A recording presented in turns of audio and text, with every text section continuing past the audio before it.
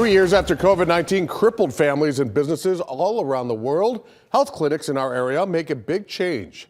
23 News reporter Connor Hollingsworth talks with UW Health representatives about why masks are no longer required at some of their facilities.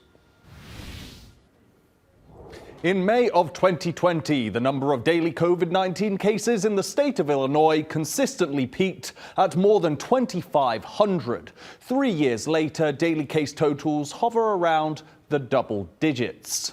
UW Health's Chief Medical Officer for Northern Illinois, Dr. James Cole, says the decision to transition to a mask recommendation rather than a mask requirement at some locations is because of the lower rate of transmission. These rules vary by site. In some wards, like UW Health's Cancer Center, the Adult Intensive Care Unit, or Neonatal Intensive Care Unit, masks are still a must.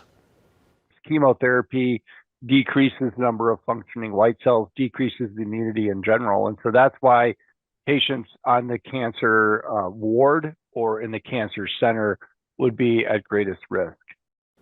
Now, Cole says employee illness rates are significantly down since his staff started wearing masks on a regular basis. Masks not only serve as protection from COVID, but other respiratory diseases like flu.